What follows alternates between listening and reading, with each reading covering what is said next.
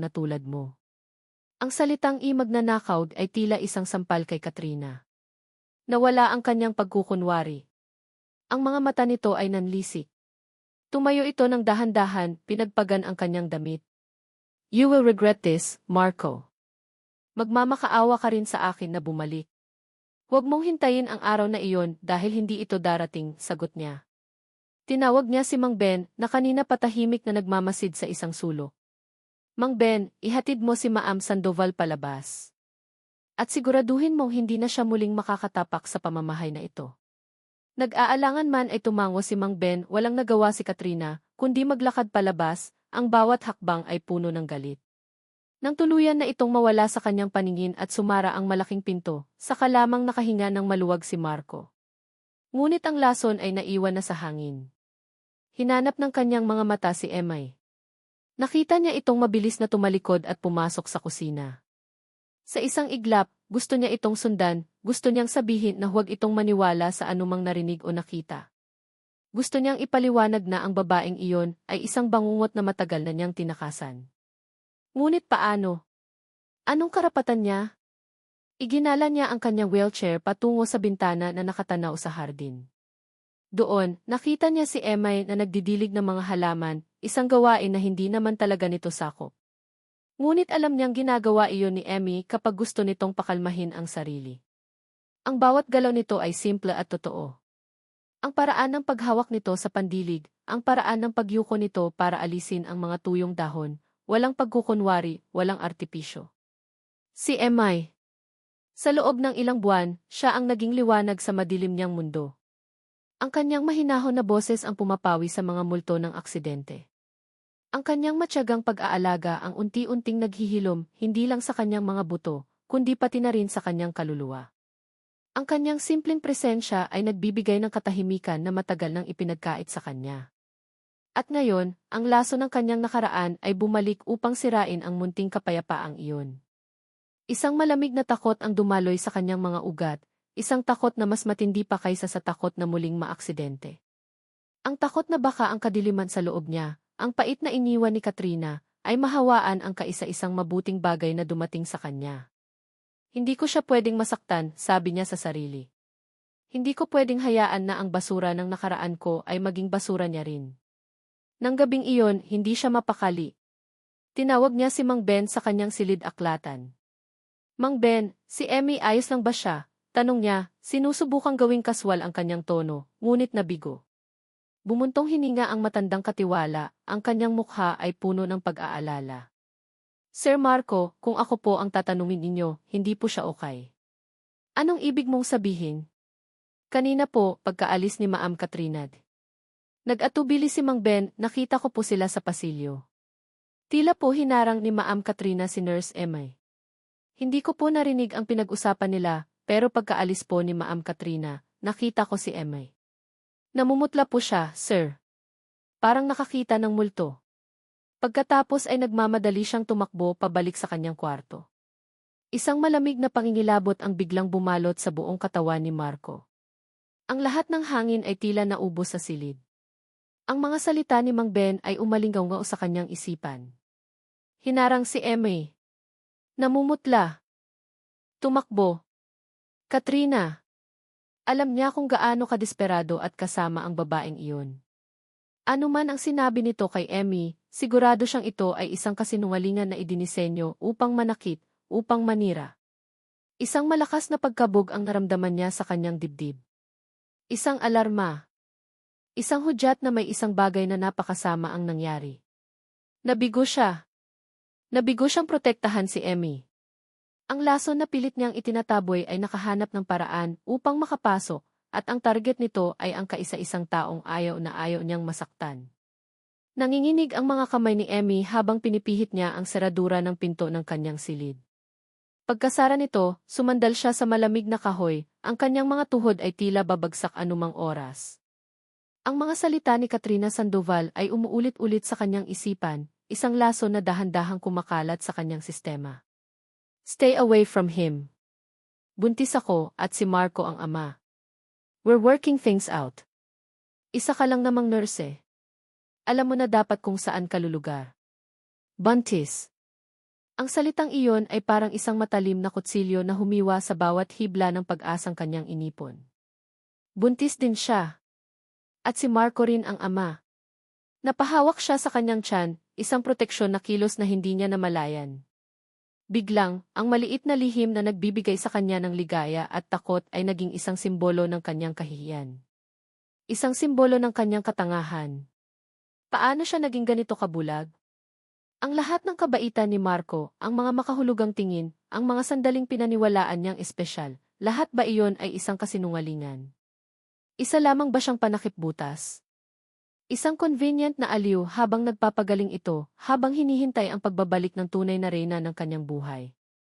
Ang pait ay umakyat sa kanyang lalamunan.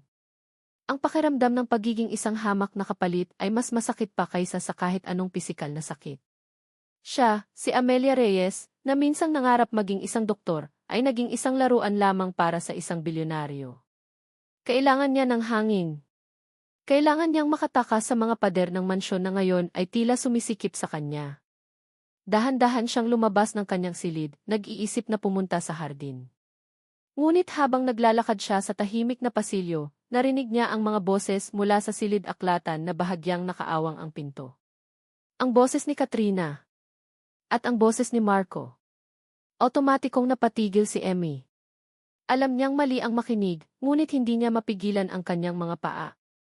Ang kanyang puso ay kumakabog na parang isang preso na gustong kumawala. Marco, ano nang gagawin natin? Sabi ni Katrina, ang boses ay puno ng pekeng pagsusumamo. We can't hide this forever. Paano na ang bata? It's our responsibility. Hindi sumagot si Marco. Ang kanyang katahimikan ay isang dagundong sa pandinig ni Emmy. Isang kumpirmasyon. Ang bawat segundo ng pananahimik ni Marco ay isang pag-amin sa salang ibinibintang ni Katrina. Bakit hindi niya ito itinatanggi? Bakit hindi niya ito sinisigawan at ipinagtatabuyan tulad ng ginawa niya kanina? I know I made a mistake, patuloy ni Katrina, ang boses ay nagiging mas desperado. Pero hindi ko kayang palakihin ang anak natin ng mag-isa. Please, Marco. Don't abandon me. Don't abandon our child. Hindi na kaya ni Emmy na marinig pa ang kasunod. Bawat salita ay isang pako na ibinabaon sa kanyang puso. Tumalikod siya, ang mga luha ay nag-uunahan sa pagpatak sa kanyang mga pisngi. Tahimik siyang tumakbo pabalik sa kanyang silid, bawat hakbang ay isang pagtakas mula sa katotohanang sumasampal sa kanya. Pagpasok niya sa kanyang kwarto, isinara niya ang pinto at doon ibinuhos ang lahat ng kanyang sakit. Napaupo siya sa sahig, ang kanyang likod ay nakasandal sa pinto, habang ang mga hikbi ay umaalpas mula sa kanyang dibdib. Ang katawan niya ay nanginginig sa bigat ng kanyang kalungkutan at galit. Galit sa sarili. Galit sa kanyang naging kahangalan. Kinuha niya mula sa bulsa ang pregnancy test. Ang dalawang guhit na kanina ipinagunutan niya ng pag-asa ay ngayon ay isang paalala ng kanyang kahihiyan. Isang patunay ng kanyang pagkatalo. Anong gagawin niya? Maglalakas loob ba siyang sabihin kay Marco na buntis din siya? At ano? Magiging dalawa silang babae na nag-aagawan sa isang lalaking hindi naman pala sa kanya. Ang imahe ay kasuklam-suklam. Ang kanyang dignidad, ang kaisa-isang bagay na natitira sa kanya, ay hindi niya hahayaang mayurakan ng ganoon. Hindi. Hindi siya magiging pangalawa. Hindi siya magiging isang iskandalo sa buhay ng mga Alcantara. Hindi niya hahayaang tawagin siyang isang desperadang gold digger na ginamit ang pagbubuntis para makapasok sa isang mayamang pamilya. At higit sa lahat, hindi niya hahayaang lumaki ang kanyang anak sa isang tahanan kung saan ito ay isang lihim, isang pagkakamali, isang anino lamang ng lehitimong tagapagmana. Ang kanyang anak. Ang munting buhay sa loob niya ay hindi kasalanan. Ito ay bunga ng isang kahinaan, ngunit hindi ito isang pagkakamali. At bilang ina, tungkulin niyang protektahan ito. Tungkulin niyang bigyan ito ng isang buhay na payapa, malayo sa gulo at kasinungalingan ng mundo ni Marco Alcantara. Isang malamig na determinasyon ang pumalit sa kanyang kalungkutan. Pinunasan niya ang kanyang mga luha. Tumayo siya, ang kanyang mga kilos ay mabilis at mailayunin. Binuksan niya ang kanyang aparador at inilabas ang kanyang lumang maleta. Isa-isa niyang inilagay ang kanyang iilang damit. Wala siyang maraming ari-arian sa mansyon, kaya't madali lamang itong gawin. Kumuha siya ng isang piraso ng papel at isang panulat. Anong isusulat niya?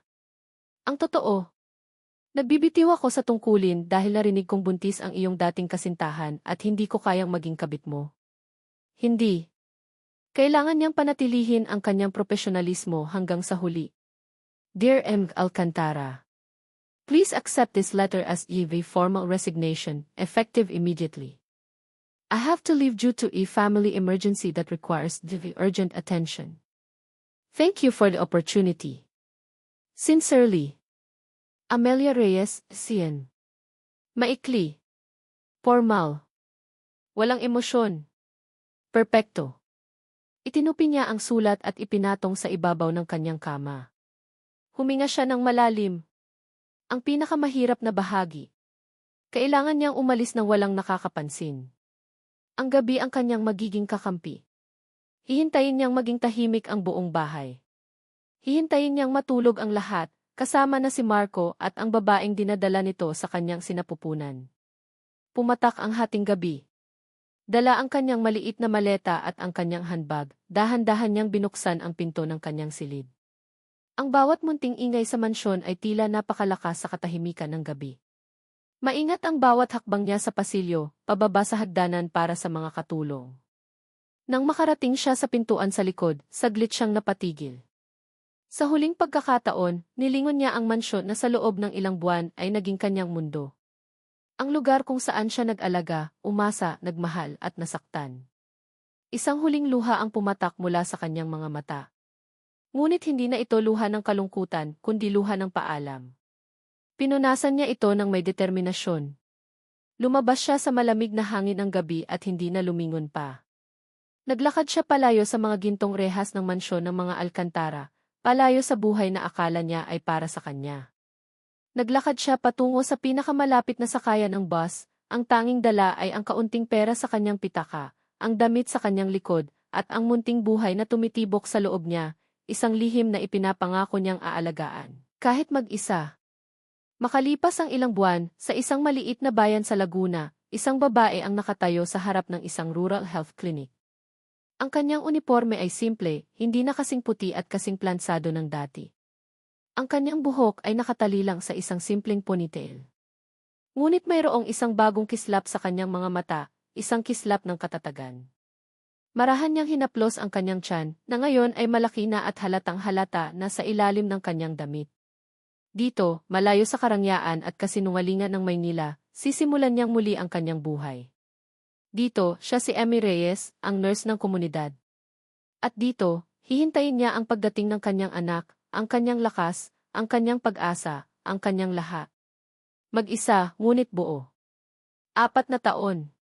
1,460 araw. 4 na Pasko. 4 na bagong taon. Mula sa bintana ng kanyang opisina sa pinakatuktok ng Alcantara Tower, ang buong Makati ay parang isang laruan lamang sa ilalim ng kanyang mga paa. Ang mga gusali ay mga bakal at salamin na kumikinang sa ilalim ng araw. Ang mga sasakyan ay mga langgam na gumagapang sa mga abenida. Nakasuot siya ng isang perpektong planstado at mamahaling suit, ang kanyang buhok ay maayos na nakagil, at ang kanyang mga sapatos ay makintab na parang salamin. Sa papel, siya ang kahulugan ng tagumpay. Si Marco Alcantara, ang sihi, ang lalaking nagbangon mula sa isang malagim na aksidente at pinalago ang kumpanya ng higit pa sa inaasahan ng lahat. Ngunit sa likod ng salaming bintana, sa likod ng mamahaling kasuotan, sa likod ng malamig at walang emosyong maskara na ipinapakita niya sa mundo, mayroong isang malawak na kawalan. Isang butas na hindi kayang punan ng kahit anong yaman o kapangyarihan.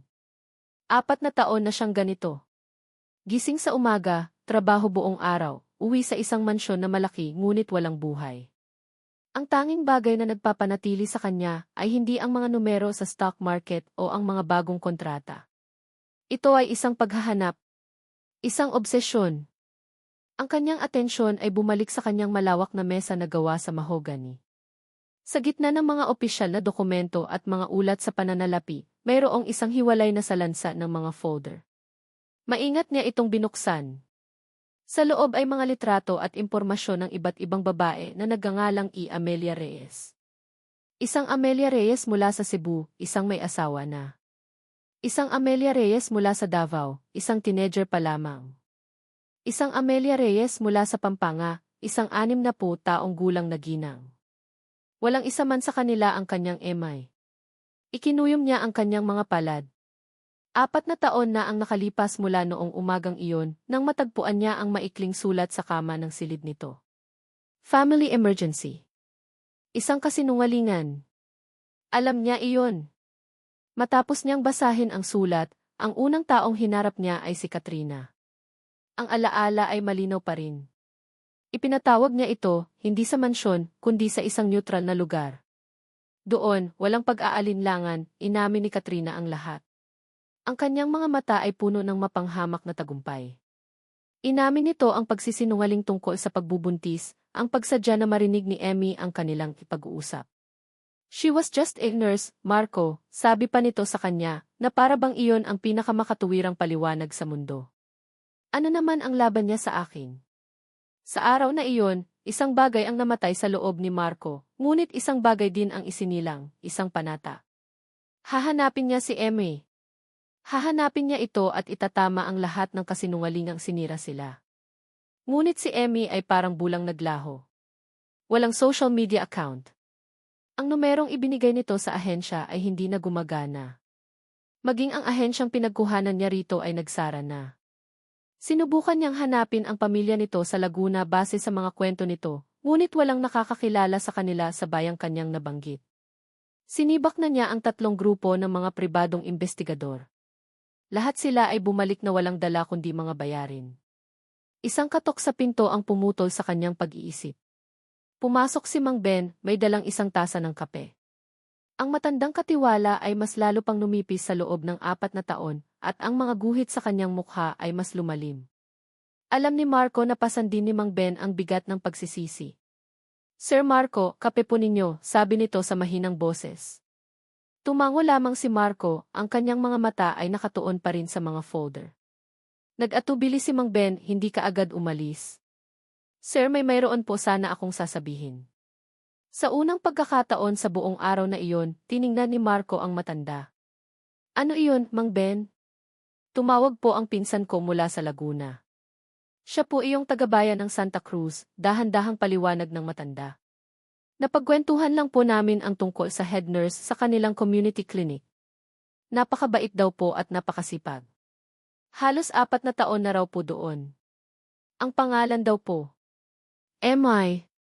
Biglang tumigil ang pag-ikot ng mundo ni Marco. Itinaas niya ang kanyang tingin, ang kanyang puso ay nagsimulang tumibok ng mas mabilis. Anong apelyido? Umiling si Mang Ben, hindi po natatandaan ng pinsan ko.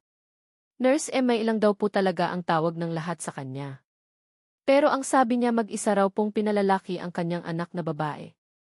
Mga 3 taong gulang na raw po. Isang anak na babae. 3 taong gulang. Ang matematika ay sumasampal sa kanyang isipan. Posible kaya? Tumayo si Marco nang may biglaang enerhiya. Hinubad niya ang kanyang mamahaling coat at inihagis sa upuan.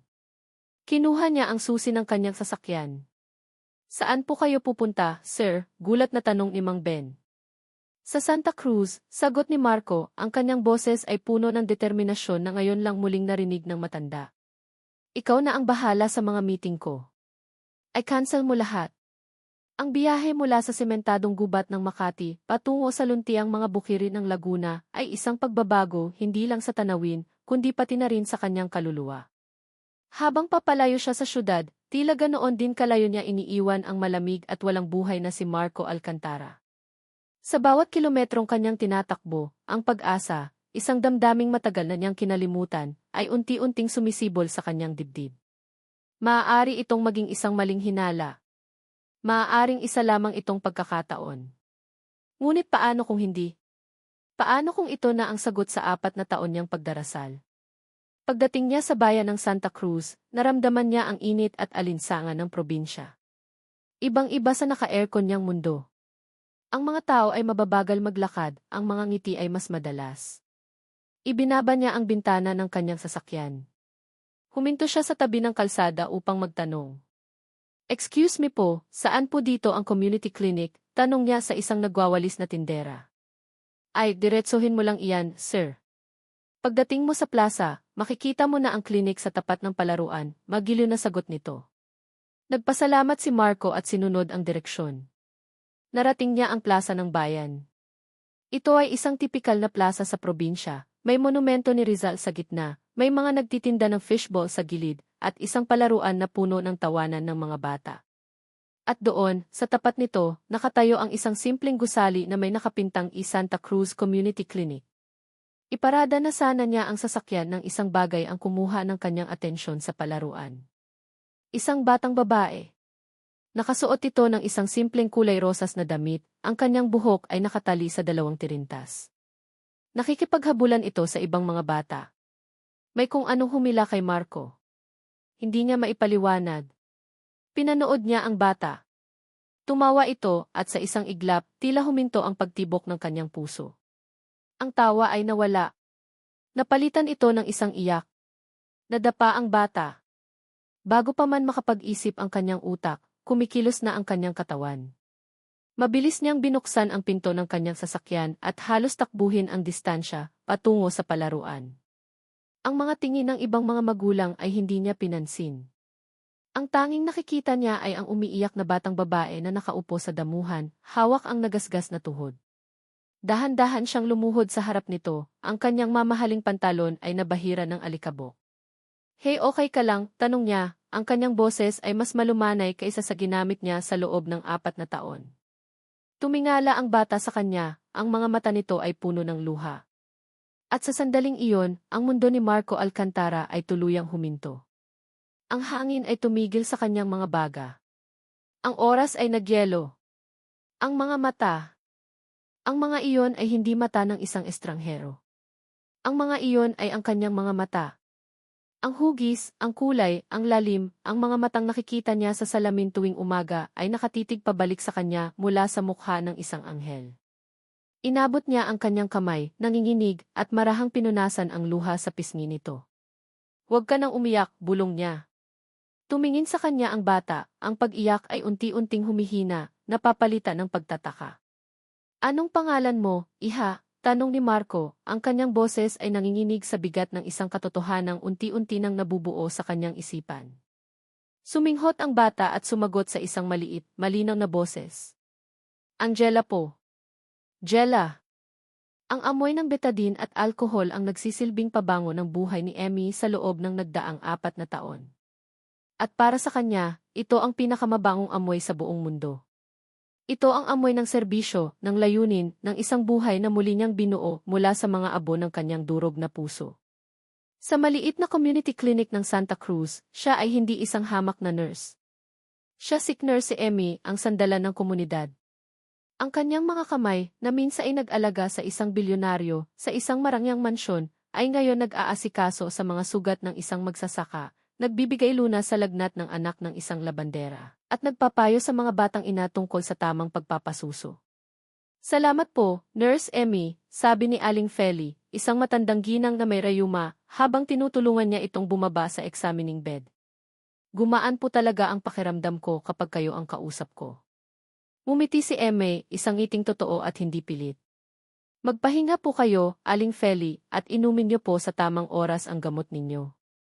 Bawat salamat na natatanggap niya ay isang balsamo sa mga sugat na hindi pa rin lubusang naghihilom. Ang kanyang buhay ay payapa, nakasentro sa 2 bagay, ang kanyang trabaho sa klinika, at ang kanyang mundo, si Jella. Si Angela Reyes ang kanyang araw, buwan at mga bituin. Siya ang dahilan ng kanyang paghinga, ang lakas sa likod ng kanyang pagbangon. Pagpatak ng 4:00 ng hapon, isinara na niya ang klinika. Oras na para sunduin ang kanyang mundo. Naglakad siya patungo sa maliit na daycare center malapit sa plaza. Mama, sigaw ni Jella nang makita siya. Tumakbo ito palapit at yumakap ng mahigpit sa kanyang mga binti. Binuhat niya ang kanyang anak, nilanghap ang amoy ng pawis at pulbos. Kumusta ang araw mo, anak? Okay lang po. Nagdrawing po kami ng bahay, masayang kwento ni Jella. Sabi ni teacher, ang ganda raw po ng bahay ko. May mama at may Jella po tapos po may malaking araw. Talaga? Patingin ako ng drawing mo pag uwi natin, ha? sabi ni Emma, isang munting kirot ang dumaan sa puso niya na agad niyang pinawi ng ngiti. Gusto mo bang maglaro muna sa playground? Ang plaza ay sentro ng buhay sa Santa Cruz tuwing hapon. Naupo si Emmy sa isa sa mga bangko habang pinapanood si Jella na masayang tumatakbo. Bawat tawa ng kanyang anak ay isang patunay na tama ang kanyang naging desisyon. Dito, malaya sila. Dito, buo sila sa kanilang sariling paraan. Maya-maya, nagpaalam siyang bibili ng palamig. Habang nasa kanto, biglang nagring ang kanyang cellphone. Isang nagpapanik na boses ng babae ang nasa kabilang linya. Hello, si Nurse Emmy po ba ito? Nandito po ako sa plaza. Iyong anak niyo po si Jella, nadapa po siya. Umiiyak. Ang puso ni Emmy ay tila tumigil sa pagtibok. Binitawan niya ang hawak na bayad at tumakbo. Mula sa malayo, natanaw niya ang isang maliit na grupo ng mga tao na nagkukumpulan. Ang kanyang takot ay lalong lumaki. Jella! Anak, sigaw niya. Humawi ang mga tao. At doon, sa gitna, nakita niya si Jella. Nakaupo ito sa damuhan, umiiyak. Ngunit hindi ito nag-iisa. May isang lalaking nakaluhod sa harapan nito. At dahan-dahan, marahan nitong pinupunasan ang mga luha sa pisngi ng kanyang anak. Napatigil ang paghinga ni Emma. Ang dugo ay tila umalis sa kanyang mukha, at ang ingay ng paligid, ang tawanan ng ibang mga bata, ang busina ng mga tricycle, ang huni ng mga ibon, ay biglang naglaho. Ang tanging naririnig niya ay ang dumadagundong na tibok ng sarili niyang puso. Hindi maaari ang bulong ng kanyang isipan. Ang likod ng lalaki ay pamilyar. Ang hubog ng kanyang mga balikat, ang paraan ng pagkakaupo, kahit ang itim na buhok na bahagyang ginugulo ng hangin. Ngunit ang isipan ni Emmy ay tumatangging tanggapin ang nakikita niya. Isa itong multo. Isang bangungot na nagkatawang tao sa gitna ng kanyang payapang paraiso. Tila naramdaman ng lalaki ang kanyang presensya. Dahan-dahan itong lumingon. At ang mundo ni Emmy ay gumuho. 4 na taon. Nagbago ang kanyang mukha. Mas humalim ang mga linya sa kanyang panga. May bagong bigat sa kanyang mga mata, isang lalim na nagsasabi ng mga gabing walang tulog at mga araw na puno ng pasanin. Ngunit walang duda. Ang mga matang iyon, ang hugis ng kanyang mga labi, ang tulay ng kanyang ilong. Si Marco Alcantara. Ang oras ay tila huminto. Ang nakaraan at kasalukuyan ay nagbanggaan sa isang nakabibinging katahimikan. Sa isang iglap, bumalik ang lahat, ang amoy ng mamahaling pabango ni Katrina, ang sakit ng mga salitang narinig niya sa silid-aklatan, ang lamig ng gabi nang siya ay tumakas. Ang lahat ng pader na maingat niyang itinayo sa paligid ng kanyang puso sa loob ng 4 na taon ay gumuho sa isang kisapmata. Nakita niya ang pagbabago sa mga mata ni Marco. Una, pagtataka. Pagkatapos, isang mabagal, hindi makapaniwalang pagkilala. Ang mga mata nito ay nanlaki. Emay! Ang pangalan niya ay isang hininga lamang, isang tanong na lumabas sa mga labi nito. Pagkatapos, ang mga mata ni Marco ay mabilis na bumaba, tumingin kay Jella na ngayon ay tahimik nang nakatingin sa kanilang dalawa. Pagkatapos, bumalik ang tingin nito kay Emmy. Nakita niya ang kalkulasyon sa mga mata nito, ang pagsasama-sama ng mga piraso ng palaisipan. Ang biglaang pagdating niya sa bayang ito. Ang isang batang babae na may edad na halos 4 na taon. At higit sa lahat ang mga mata ng bata. Ang kanyang mga mata. Nakita ni Emmy ang sandali ng katotohanan sa mukha ni Marco. Ang sandali na nalaman nito ang lihim na 4 na taon niyang itinago. Isang primordial na takot ang bumalot sa kanya. Isang instinct ng isang ina na gustong protektahan ang kanyang anak. Jella, tawag niya, ang kanyang boses ay nanginginig ngunit pilit niyang pinatatag. Halika na, anak. Uwi na tayo. Gumawa siya ng isang hakbang pasulong, ang intensyon niya ay kunin ang kanyang anak at tumakbo. Tumakbo palayo rito, palayo sa nakaraang bigla na lamang siyang hinabol at inabutan. Ngunit bago pa man siya makalapit, tumayo si Marco. Ang kanyang buong tindig ay nagbago. Hindi na siya ang lalaking nakaluhod na umaalo sa isang bata. Ngayon, siya si Marco Alcantara, ang sihi, matangkad at makapangyarihan. Ang kanyang presensya ay tila isang pader na humaharang sa kanyang daan. Hinarangan nito ang kanyang landas patungo kay Jella. Ang kanilang mga mata ay muling nagtagpo. Ang sa kanya ay puno ng takot at pagmamakaawa na iwan na sila sa kapayapaan. Ang sa kanya ay puno ng 1,000 emosyon, sakit, pagsisisi, at isang determinasyon na hindi matitinag. Ang buong plaza ay tila naglaho. Sila na lang tatlo ang natira sa mundo. Itinaas ni Marco ang kanyang kamay, hindi para saktan, kundi para pigilan siya. At pagkatapos ay nagsalita ito, ang boses ay mahina, ngunit may bigat na kayang pumigil sa isang paparating na bagyo. Isang boses na hindi tumatanggap ng pagtanggi.